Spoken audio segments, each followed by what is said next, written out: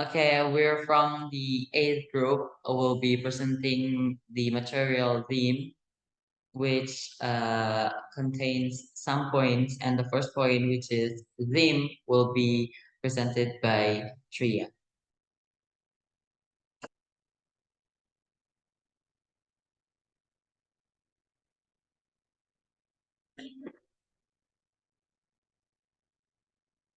Definition of theme. The theme of literary work is the main idea that the author conveys in the story. This theme is semantic, abstract, and often manifests implicitly through motifs in the work. Theme is the central idea of a work. It is the comment the work makes of the human condition. The material is subthemes in literary work. Subthemes in literary work are more specific ideas or concepts that are part of the main theme. These subthemes help develop the main theme by providing additional details or aspects that are more in-depth. Kinds of themes. So themes meaning the main idea described in a story, and some kinds of theme can be school, Christmas, independence, war, the past, and so on. And the theme in a work of literature, like short stories, novels, drama, can be spelled out in every unit of event in the story. For example, through the behavior or way of life of the character. That's wise to create themes. The first is determine the main idea or ideas. There is three about determine the main idea or ideas. There are things about what message you want to convey to readers, and second, what do you want to make them feel or think, and the third, what do you want them to learn from your work? Number two is doing research. For doing research, you can learn various terms commonly used in literary work and read other literary work that have a similar theme to the one you want to use, and do research on the topic you want to convert in your work. And the third is developing a theme. You can think about different ways to express your term, and you can use various story elements such as characters, plot, setting, and language style to convey your term, and make sure your theme is woven well through your work.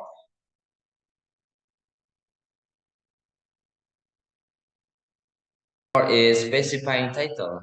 Choose a title that reflects the theme you work, and a good title will attract readers' attention and make them want to read your work.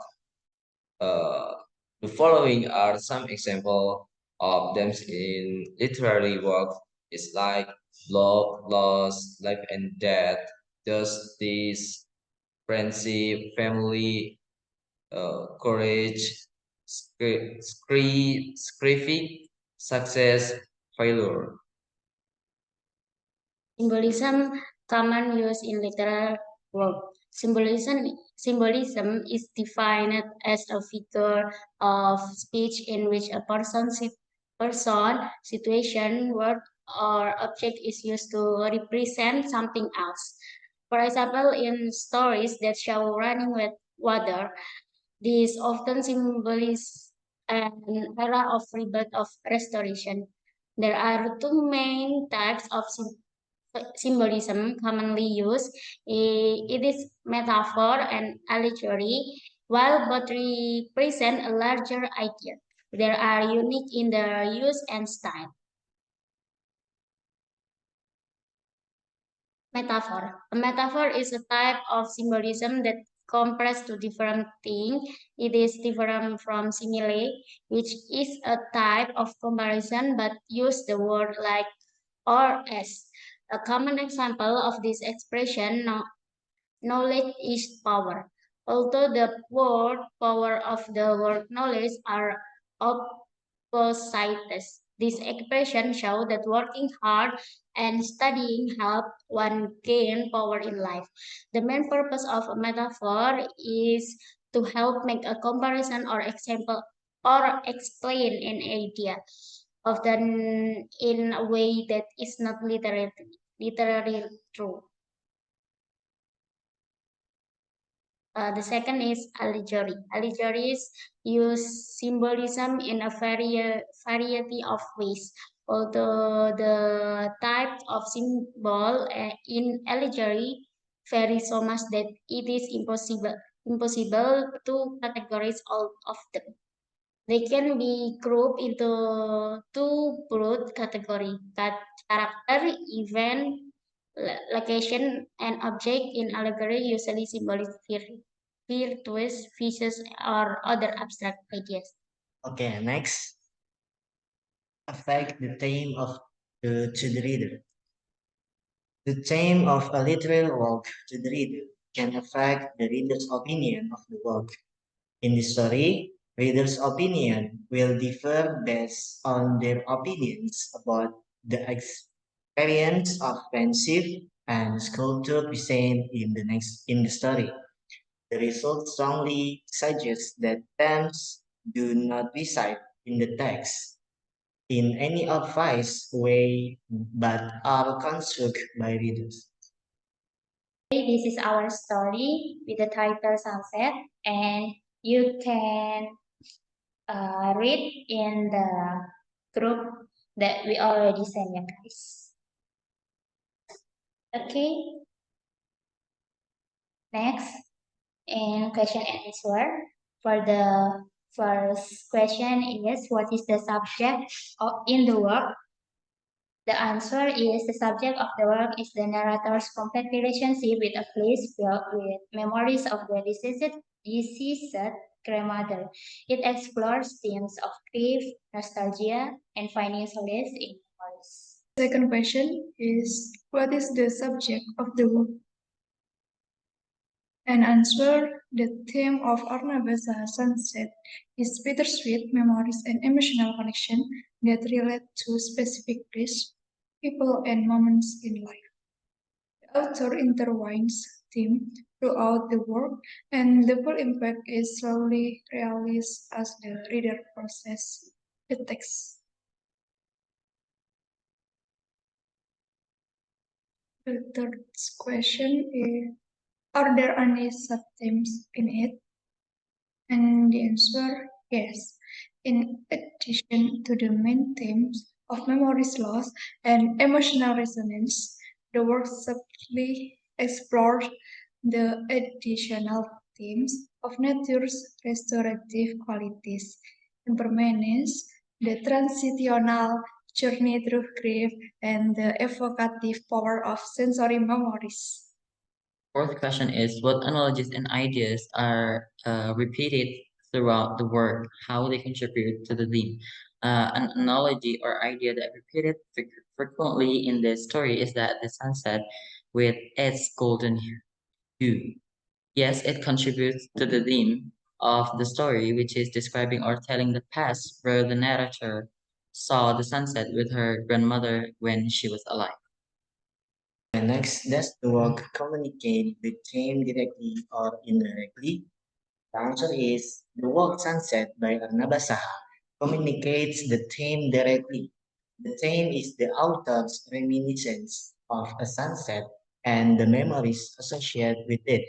The work is structured around the author's experience of watching the sunset and how it reminds her of her grandmother who passed away while visiting the same place.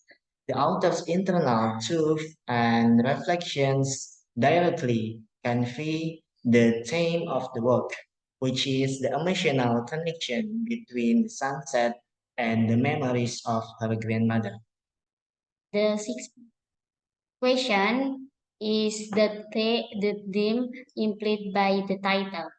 The answer is the title Sunset hints at the theme of nostalgia and the cyclical nature of life. The narrator's grandmother's memories of sunset are central, representing the beauty of life and the nature. This theme point of to the bittersweet nature of memories and the importance of certain scene, how certain scene of moment can trigger vivid memories of loved ones who have passed away.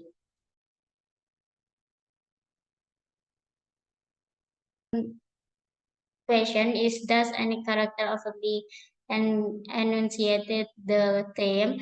The answer is the character has overtly enunciated the theme in the story. The theme are about memories and nostalgia, which are represented when the storyteller tells every unit of event in the story. Question number 8 is how do the details of the plot, character, and setting contribute to the development of the theme? What allusions and symbols should be accounted for in framing the theme?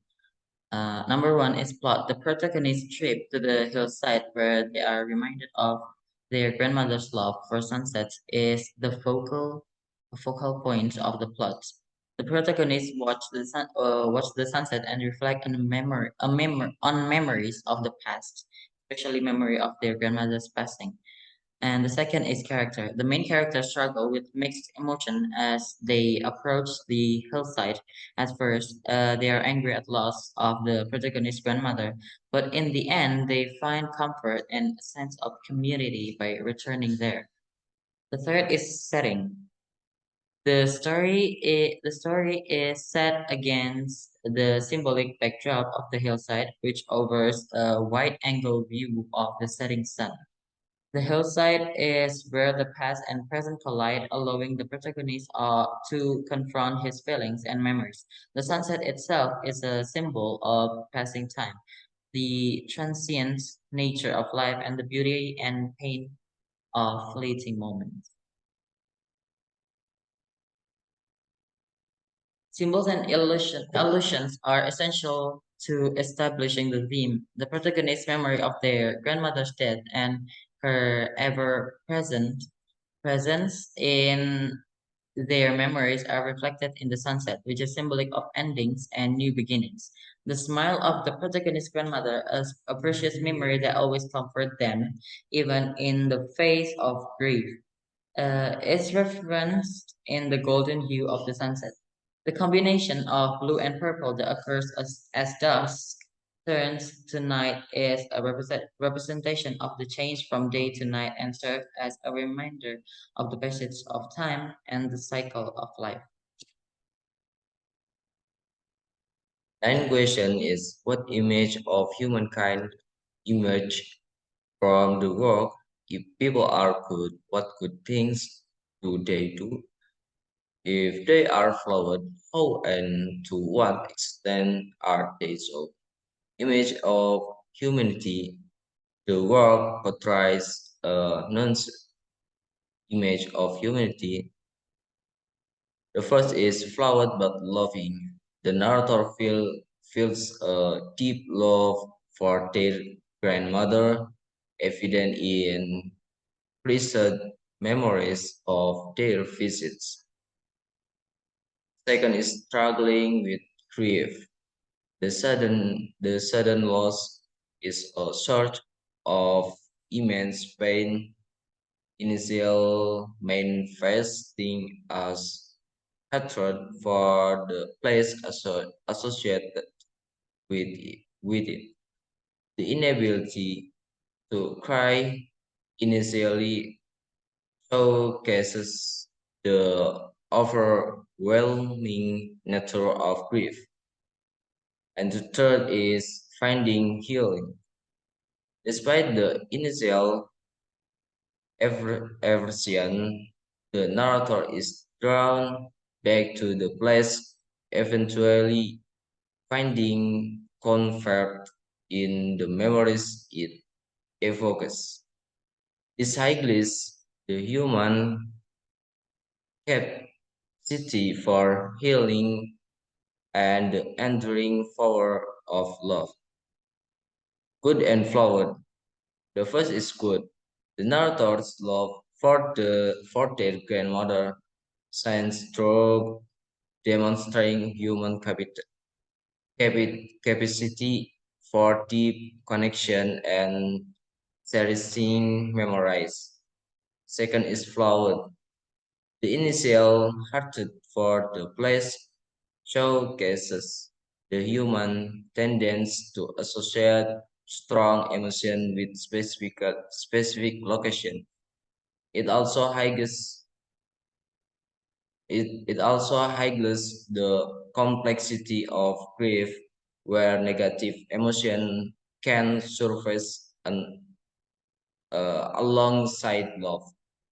The work does not focus on grand acts of good, but rather than on the quiet strength and resilience it takes to navigate loss and find healing in memories. The last question is what is right and what is wrong in the world? Are the moral conflict clear cut clear cut? Does right win in the end? Who serves as moral center in the world? There is no right or wrong and clear cut in the work. The story does not have clear resolution or a moral center, as it focuses on the narrator's internal conflict and her feelings of guilt and nostalgia.